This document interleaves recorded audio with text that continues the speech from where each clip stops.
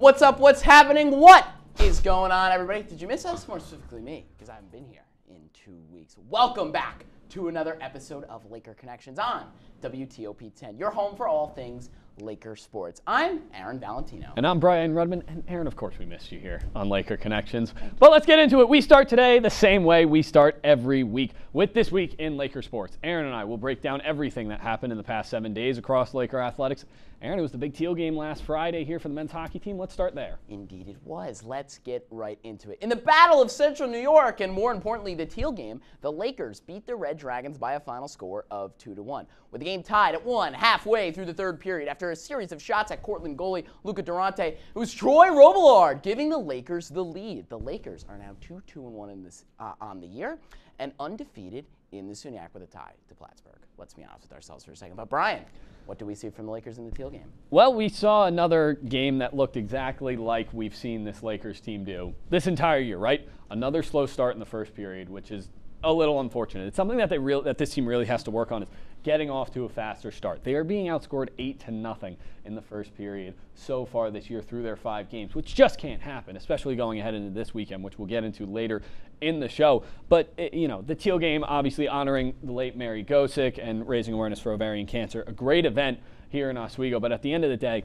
this team has got to start playing better in the first period. But I will say, the game-winning goal that they had in the third period, you see it here, a great sequence. Probably the best sequence we've seen from the Lakers this entire year, from D-zone to O-zone, carried the puck nice and easy, put a slew of shots right on goal, really peppered Durante, and then finally, Robillard from the blue line. Plenty of traffic in front, really got the job done for the Lakers. Yeah, actually, Brian, I'm going to disagree with you here a little bit. I actually thought they looked flat pretty much the entire game. The third period was a lot better. But I actually thought they looked a little flat the entire game. And I think if you talk to them, they would kind of say they didn't exactly play up to what they're used to, especially against a team like Cortland. But overall, at the end of the day, hey, a win's a win. And win's a win. And 3 SUNYAC points is 3 SUNYAC points. It's definitely better than going into a huge weekend against Brockport and Geneseo with a loss. And it's the teal game. Always want to win the teal game, and they did. Absolutely. Get into this weekend. Bit of a better taste in your mouth heading into this weekend. Moving to the women's side, it was not as good of a weekend as the Lakers fell on Friday night to the Cortland Red Dragons 2-1 before facing off with the #1 team in the land in the Plattsburgh Cardinals and losing that one 5-0. The Lakers outshot both opponents but were unable to come out victorious in either contest. Aaron, that great momentum came to a screeching halt last weekend. What went wrong here? Yeah, the Cortland game, we didn't see because there was a men's game here, but you kind of look at that score and it's a little bit crooked, right? They did outshoot Cortland, and Cortland's normally a team that they've beat up on in the past. So I was a little bit surprised to see that they struggled in that game and ended up losing it. And to get to the Plattsburgh game, the game that we watched a little bit more in depth, I watched this whole game. Start to finish. I was in the stadium, up against the glass watching it, and I got to be honest, I don't think they did anything wrong. They shot the puck well. They put pucks on net. They did everything they could. Plattsburgh is just so good. I mean, it's unbelievable. They're always getting a stick in a Laker defender, and they outshot Plattsburgh in this game as well, similar to what they did in Cortland. I don't know what they did wrong against Plattsburgh, I got to be honest. So we'll see what happens. And going forward, you want to take a bigger step than they did. 2 losses is never what you want. No, it's never what you want on the weekend. I think you talk to this team and they say, they didn't play that well in the first period. But talking to Coach Digby this week, he said they looked pretty good in the second and third period. They just were down. They were behind the 8 ball. They were chasing the game the entire way. And it's the #1 team in the nation. There's not much you need to say about that other than that. You have to play a perfect game in order to beat #1. And there were just a couple of little mistakes in the first period, and that really just cost them. But at the end of the day, I think the Cortland game's the tougher pill to swallow, because that's the one you really got to have, especially when you outshoot them, you outplay them. And, watching some of this game before the men's game started up here at home, the one that we were all covering, I think this is one that this team is really kicking themselves over not getting. Yes, absolutely. All right, we are going to take the ice off, put the basketball court on, and switch to basketball. Now, as the Oswego State men's team tipped off their season with the Max Seal Tip-Off Tournament, where they defeated Elmira and Hobart to take home the hardware. The Lakers were back in action on Tuesday, where they faced Clarkson College and won by a final score of 82-67. Jason Leone's squad is off to a 3-0 start. Brian, how are the Lakers getting off to such a great start? Well, this basketball team, really hasn't seen the same setbacks from having that year and a half off that we've seen these hockey team, the men's hockey team have. The Lakers have gotten off to a phenomenal start. It's about as good as you could have hoped.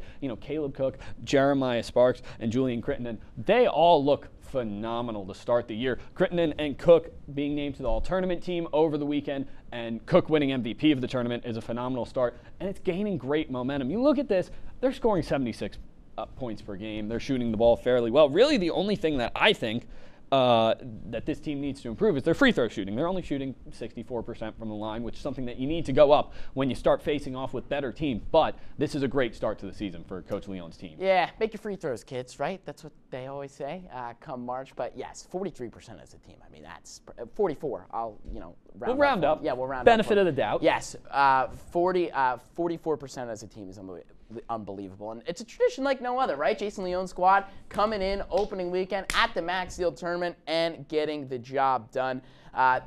They're playing to the max right now. It really kind of seems like everybody's clicking early on in the season, and they still got a couple more games to go before conference play starts, and that's exactly what they're doing. They're moving the ball around well. They're shooting the ball well, and shooting and passing while swishing and dishing is how you win basketball games, folks. Yeah, listen, they look really good. Strong start for Coach Leon's squad this past week. We're going to take a quick break, but don't go anywhere, because when we come back, it's the week ahead. You're watching Laker Connections on WTOP 10.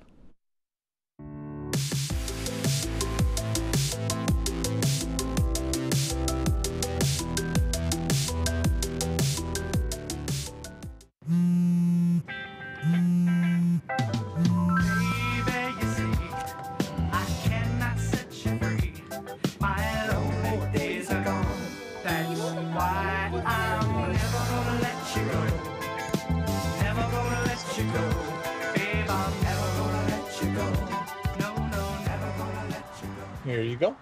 Thank you. Thank you. Never gonna let you go. Never gonna let you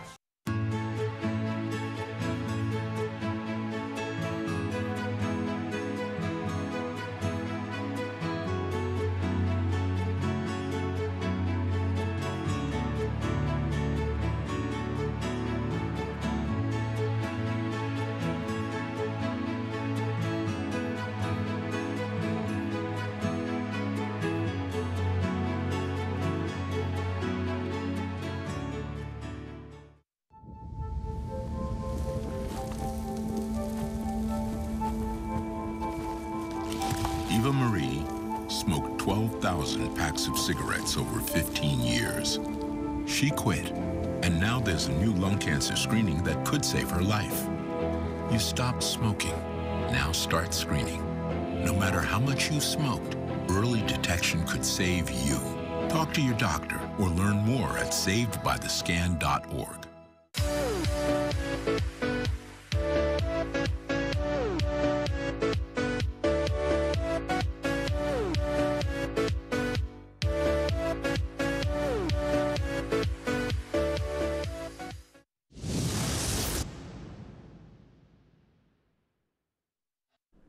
Welcome back to Laker Connections on WTOP 10. It is now time for the week ahead. Brian and I will take a look at what is in store for Laker athletics this week. It's a big week here at Oswego State Athletics. So, Brian, what are we looking at? Absolutely it is. Let's start right where we ended before the break with some men's basketball. The Lakers will play one more game before Thanksgiving weekend when they host the Nazareth Golden Flyers on Tuesday. Oswego will look to continue riding the hot hands of Caleb Cook and Jeremiah Sparks, who have started the season off strong. Aaron, what's going to take for the Lakers to stay undefeated? Are Sparks going to fly? Are they hey, chefing in the there kitchen? It is. Right?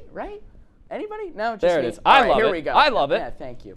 This could be the real first test for the Lakers this season. Nazareth is 2-1 on the year. They're a very solid squad. They did some good recruiting over the pandemic. Really interesting note on them. Exhibition game. I know exhibition games don't normally matter. They didn't play Brockport. They didn't play a team like Cortland. No. You know they played, folks? They played the Notre Dame Fighting Irish. Yeah. Like the Division I. Yeah, we had to double check this on multiple the accounts. Division I Notre Dame Fighting Irish. And their matchup history, their last time out, they went 177 to 73. They struggle against Nazareth. Yeah, not a winning. Recently, they've had here. a lot of bit more success. But again, this is a team that scored 37 points on a Division I school. So, right. Again, if you're coming in there dragging your feet a little bit, Nazareth is absolutely going to take advantage of you. And Lakers just have to keep doing what they're doing and shoot the ball well. Yeah, absolutely. I mean, listen, we talk about matchup history, and this team hasn't had much success. But 2-game win streak, good feeling. Last time out, 77 to 73. You already talked about it. This has been a very streaky matchup in history, right? Nazareth dominated a lot in the early goings. Oswego won the middle, and now it's kind of been back and forth the last few years. But Lakers on a 2-game win streak. Really, the biggest thing I'm looking for out of this team this week is to find out who's going to step up and be that leader on the court when they're in a tight game, because they haven't seen a tight game yet. And it's been a year and a half, and guess who that guy was? It was Liam Sanborn for the last, 3 years, and now he's graduated. So I'm really interested to see who's going to step it up when they're in a close game, when they need a big bucket. We'll see who comes in. Yeah, no Liam Sanborn or General Joe Sullivan for that team anymore, so we'll see what happens. Let's stick with some basketball now, as the Oswego State women's team will travel to Morrisville this weekend for the Morrisville tournament. Great name, by the way. No worries there. On Fridays, they will face SUNY Poly on Saturday, and then they will face the namesake of the tournament, the Morrisville Mustangs. First game is at Friday at 5 p.m. Brian, what are we looking for the Lakers women's basketball team this weekend? Well, first of all, a very original name for the tournament, as we've touched on. Listen, this team's played a couple good games in a row, and really I'm just looking for them to keep it going, right? You look at this squad, and you look at the lineup, and it really, there are only a couple of returners, right? Logan Castiglione, Raven Encarnacion, she hasn't gotten in a game yet, but we're really looking for the new players. And it's been Danielle Cavana, Diamond Pickett, Chastine Giles. They've been really good. They're the top 3 scorers for this Lakers team. And, at the end, this team has been really doing good stuff with their new players. And really, particularly Diamond Pickett, she's been great, and she's kind of filled that role that Sydney Ure used to play on this women's basketball team, where she's going to get at the top of the key, they're going to get the ball, and they're going to cycle the offense through her. They're going to kick it out for the 3 ball. They're going to work in the paint. And I really like what I've seen from this team so far this season. Yeah, Sean Pinkerton likes to shoot and likes to score points, and that's exactly what the Lakers have done so far this year, right? Averaging 71 points per game. They're going up against 2 teams in SUNY Poly and SUNY Morrisville, who they've had success against in the past. So honestly, you could go down to Morrisville and take care of business this week. Right. SUNY Poly is averaging less than 50 points a game. This is a Lakers team that's averaging over 70. You have to, thank you, you have to be able to score the ball in order to win games, and that's exactly what they need to do. Was I whispering there? I never whisper. That's not my thing. Not your style. And then on Saturday, they're going to take on the Morrisville Mustangs, who have had a little bit of better success, and Oswego can definitely take care of business there, though. Yeah, 2 chances for Sean Pinkerton's team to get a couple wins. I have high hopes for this team. Moving to the ice now, the Oswego State women's hockey team will look for a bounce back on Saturday against the Potsdam Bears, looking to stop the losing streak at 2. The Lakers and Bears have already played once this year, a 4-4 tie, and Oswego will also face off with William Smith on Tuesday. But Aaron, we'll focus on the big New HL contest against Potsdam on Saturday, really turning into a must-win for this team after dropping 2 last week. It is time. I don't know if you can call it revenge after 3 straight times, but I'm going to call it revenge. It is time for revenge, right? They've tied this team 3 straight times. Last game, they outshot them by not 1, not 2, not 3, not 4, but by 5 times. They took 5 times the amount of shots against Potsdam the last time they played them in their 4-4 tie. They took over 50 shots on goal. A tie is unacceptable, and a loss is also unacceptable in Mark Digby's eyes this week. And,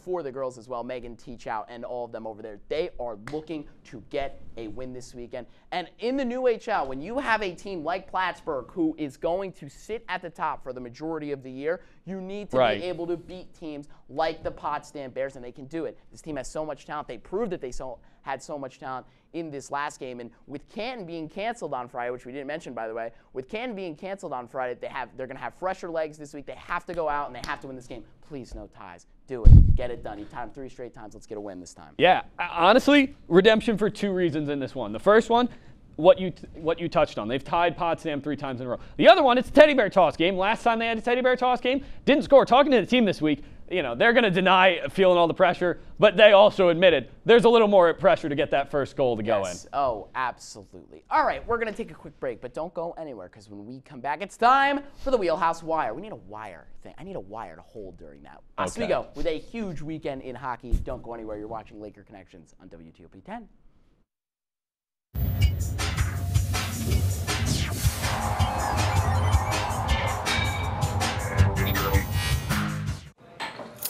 What do you think you're doing, Kevin? Was just gonna drive home. There are several warning signs present that you shouldn't be driving. Like hearing voices? Like your text-to-emoji ratio? Oh man, the selfies. Selfie, nailed it. We all have warning signs that let us know that we're probably not okay to drive. Mine is pretending to be your subconscious.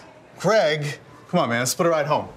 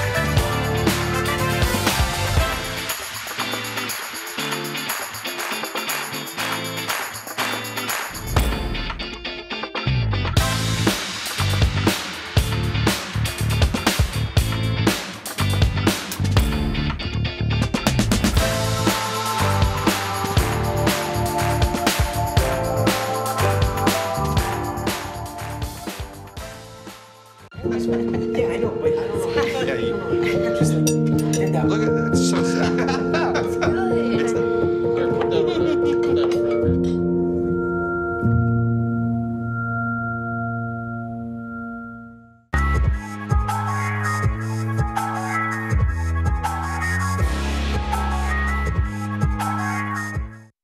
And welcome back to Laker Connections on WTOP 10. Brian Rudman, Aaron Valentino. It's time for the Wheelhouse Wires. We get you set for a big weekend in men's hockey. Aaron, Lakers travel to Brockport Friday night.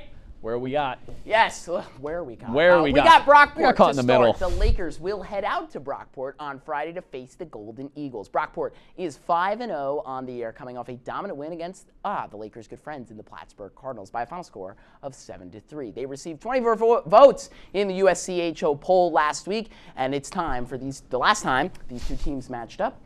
They tied 2-2 in Brockport. So, Brian, what are we looking at here? Lakers traveling to Brockport for the first time this year. Not where are we looking at here? Okay. Yeah. Sorry about that. Listen, this is one of the biggest weekends for the Oswego State men's hockey team the entire year, right? You mentioned it. Brockport, 24 points in the poll this week. So they're essentially the 16th ranked team in the nation. Meanwhile, then you got number 1 in Geneseo on Saturday. We'll get to them in a little bit. Listen, Brockport's not a team to sleep on, and that's really the biggest concern. One of the biggest concerns in my eyes heading into Friday night is thinking ahead to number 1 team in the nation in Geneseo. And you look at that, that's the big rivalry. But listen, this Brockport team is legit. Look at them. They're 5-0. They're scoring 4.8 goals per game. They're putting up 33 shots per game. This is a good team. You can't sleep on this Brockport game. They're number 2 in the pairwise rankings. They're very good.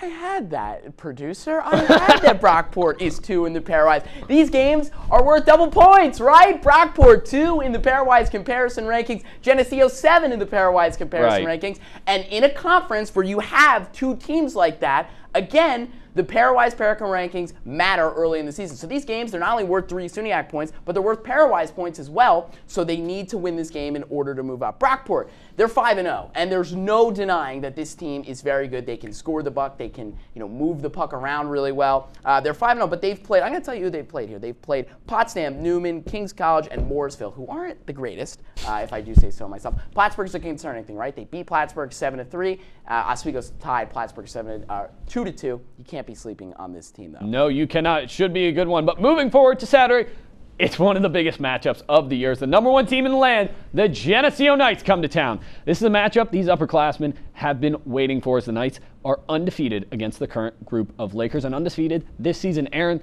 this one the Lakers desperately want. What's it going to take? Well, Joshua Blanc put it best, right? We don't like Geneseo. Right. They don't like Geneseo, and I got a feeling Geneseo. Not a big fan of Oswego either. Yeah, Geneseo does not like them either. They want to, listen, the fans, the team, Gosick, Whitelaw, Devin McDonald also, want to see a Laker win this weekend so bad. Oh, yeah. Like, more than, and arguably, I think you could say they may want this more than they want a whiteout win. I know that's a bold statement, folks. I know I'm making a bold statement here, but that is how much the rivalry has been building. Yes, that is how much this rivalry means to the Lakers. Let's look at their last 3 matchups, shall we? In the SUNYAC championship, they lost 4-1. They took 21 shots, 22 saves. In the game before the SUNYAC championship, the last time these two teams faced off in the regular season, they lost 5-3. They came storming back and tied it. The one thing to keep in mind with that one is that fifth goal was empty netter, and the fourth goal came with what, a minute and a half, 2 minutes to go? Yes, Close game. They almost took them to overtime, and then in the game in the fall semester, 9-1. We don't like to talk about that one. Yes, it's all Ben Greco's fault, as I obviously like to say. Ben Greco went on the bus. He's been banned there. Yes, all but his fault. Again, this is a team that they want. This Geneseo team is really good. They're 40% on the power play. They're 80% on the penalty kill. They're electric. Like, there's no denying it whatsoever. You have to be on your toes. And key to this game, they've stayed out of the box for most of this year. Oswego needs to keep doing that. Yeah, they need to really keep their head. And this is a game that we've seen Oswego, kind of get out of control a little bit. And talking to the team this week, it's, we're focused on the first period for Brockport on Friday, but we also got to think about Geneseo. Got to keep a cool head. Got to stay out of the box. Absolutely. We are going to take a quick break. When we come back, Jake Johnson will join us for Laker Showdown. It's going to be a good one, folks. You won't want to miss it. You're watching Laker Connections on WTOP 10.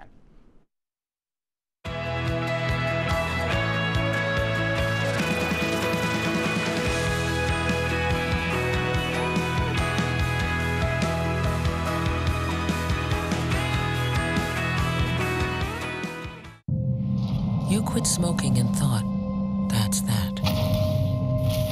But here's the thing about lung cancer. By the time you see the symptoms, it could be too late. But now, there's a new scan that can detect lung cancer early, when it's more curable. If you smoked, get scanned. Talk to your doctor or learn more at savedbythescan.org. Good evening and welcome to WTOP 10 Nightly News. Total, Baldwin faces 32 charges. Saturday, I went to Woodchuck Saloon. Too much temperature change. 1310 meteorologist. 2 as well. Visions from Tanner Smith. Go to 2-1. 2 with 6 and 10 on the year.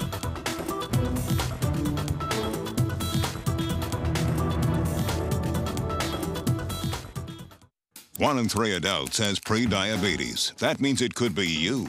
Your barber. Your barber's barber. Nice work. Thanks. With early diagnosis, pre-diabetes can be reversed. Take the risk test at doihaveprediabetes.org.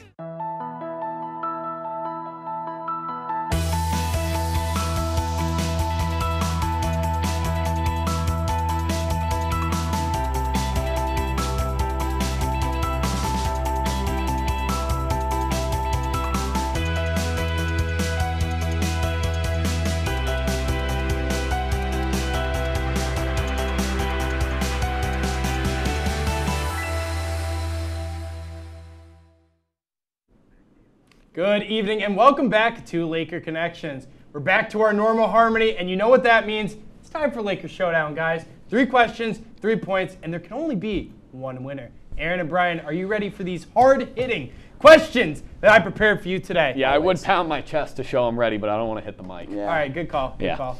Great First question, with the Knights of Geneseo coming to town on Saturday night, ranked as the #1 team in the nation. The Lakers have not won a game against them in the last 6 games. They're being outscored 12-29.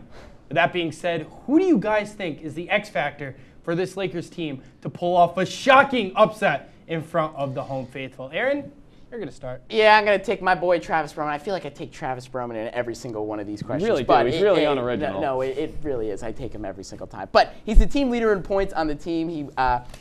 He's the team leader in points on a team that is 3rd to last in scoring in all of the SUNYAC. They're scoring 2.2 goals a game today. The boys at WNYO, they talked to Gosick today. Gosick said, our goals for average, that is not where we want it to be at all. It needs to be way higher than that. And this is a Geneseo team that is going to score. Geneseo is averaging 5 goals per game. You need to score to win games, and you need to put pucks and people on net in order to beat the Knights of Geneseo. Yeah, pucks and people on net. Pucks on net is Ghostic's favorite saying, and that's exactly what the Lakers need to do against the Knights, and Travis Broman is the man to do that. I'm going to cut you off here. There's one man that plays the entire game, that plays for 60 minutes. There's one man that stands in between the Geneseo Ice Knights and running up the score. And that is most likely, it hasn't been announced yet for Saturday, but it's most likely going to be Steven Kozakowski. He's established himself as a starting goalie. Listen, he's been dominant in his time as a starter. He's won every game that he's started as a starter, except when he plays Geneseo. He has a career goals against average of 1.80 and a save percentage of .928. That's right where it needs to be. We talk to Coach Gosek every year about this. He says it needs to be up around really .928. Funny when Eric Green is if this team wins the game, it's going to be because Koz has As a a big wise game. man once said, defense wins championships. Steven Kozakowski is the X factor for this Laker team. And the Oswego State women's hockey team. They're in a familiar foe this weekend in the Potsdam Bears. Last time in the Deb, the Lakers tied them 4-4 in a game that went into extra time. The Lakers, they put up 56 shots on goal on the netminder, while Potsdam only had 10 the entire game. And with that being said, I'm going to give you an over-under here. 50 shots. Brian, you start. I'm going to go under for this one. Listen, they got 56 total shots on goal in the last game. They did go to overtime. They had 6 shots on goal. I don't think it's coincidence Jake put the over-under at 50 because that's what they shot in regulation. I'm going to go with under for a couple of reasons. One, second time through with Potsdam, they're going to be a little more familiar with what the Lakers do. They may be a little more comfortable playing defense against the Lakers here in this one. Also, 50 shots, and they only scored 4 times. Oswego may be a little more selective with their shots. They may be looking for better opportunities instead of just throwing it on the net. And I think this team just needs to be a little more selective, and I think they're going to be. I don't think they're going to get that. He avoided saying at the end of the day, which is his favorite saying. I couldn't even believe that he avoided it. Listen, they're going to shoot over 50 shots. I caught myself. This is a team that is hungry. This is a team that needs to break their tie streak against the Potsdam Bears. They are going to pepper whoever is starting in net for Potsdam that day, because guess what? That's exactly what they need to do in order to win the game. Megan Teachow, Philomena Tager, all of them. That puck is going to be flying all over the arena, just like it was a couple weeks back when they faced Potsdam. Pucks and people on net. We're going to say it all season. We're going to say it for the rest of eternity, and the Lakers are going to continue to do that. They need to do that. Over 50 shots, that's exactly what they need to as do. Brian said, I think Potsdam is going to figure out the Lakers, but Lakers figure out Potsdam. They put up a lot of shots, and they win this game. Well, it's our last episode before Thanksgiving, so this is the most important question that might have ever been asked on this show. I really think it is. The best side dish on Thanksgiving. Now, there's plenty of options, but seriously, there is only one right answer for this question, and this decides it all. It's not just the game, but this is our friendships.